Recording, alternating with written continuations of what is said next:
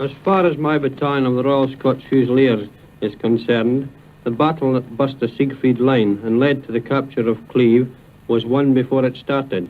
We trained and trained and trained in the cooperation of arms, and that's how we got through with practically no bother at all.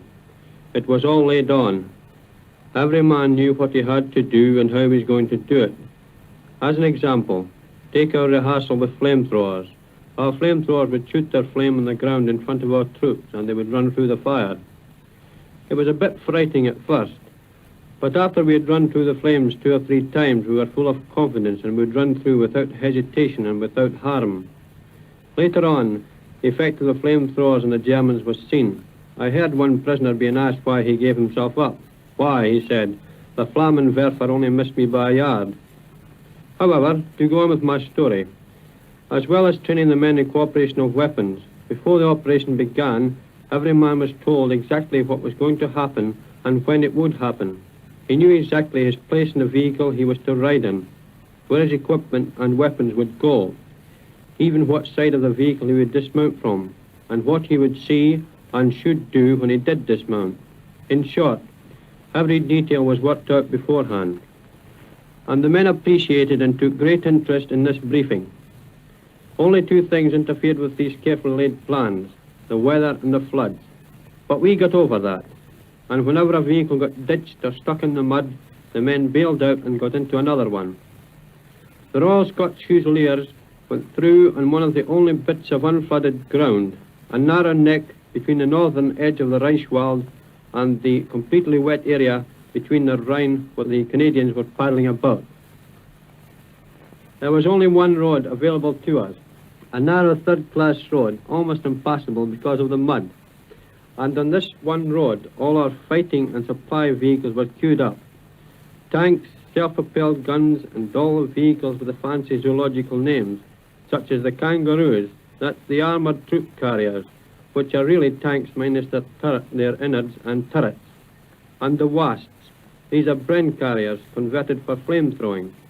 And the crocodiles, this is a big edition of the wasp, a flame-throwing tank.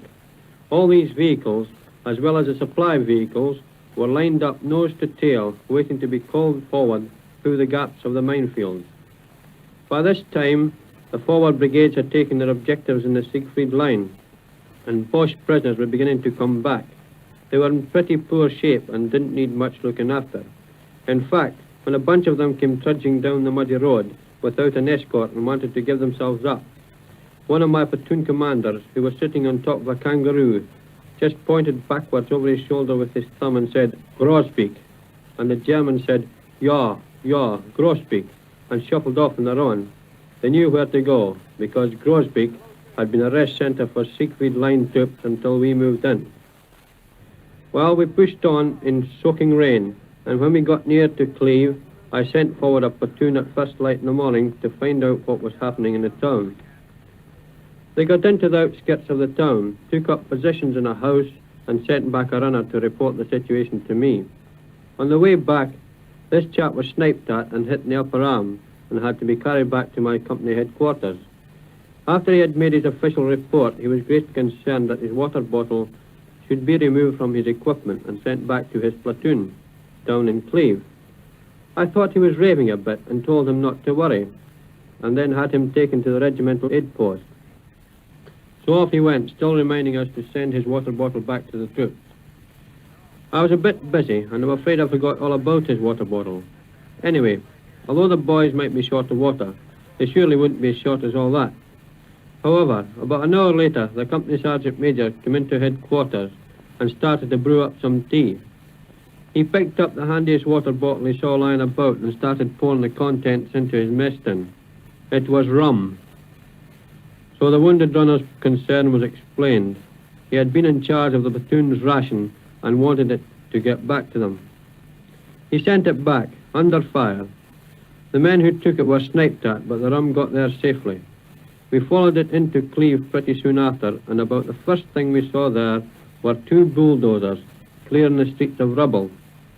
I had seen these vehicles the night before while we were clearing out some strong points covering the road into the town.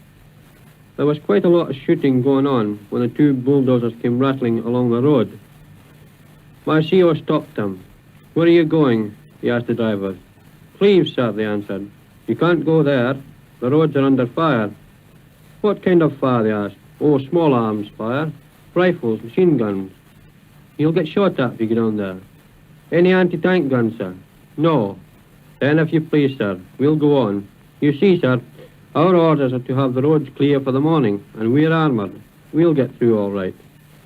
And get through they did, for as I said, there they were, sweeping the debris from the streets of Cleve when we came in the morning.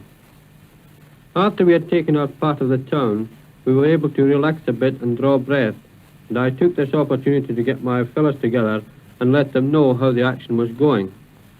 So I gathered them in the big room of a not too badly damaged house, and using the door as a blackboard, started to illustrate the action with a chalk-drawn map.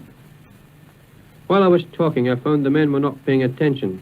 Their eyes kept straying to the floor, so I stopped talking and looked at the floor myself. The place was littered with rice marks, all of 5 marks value. You should have seen the dive when I gave them permission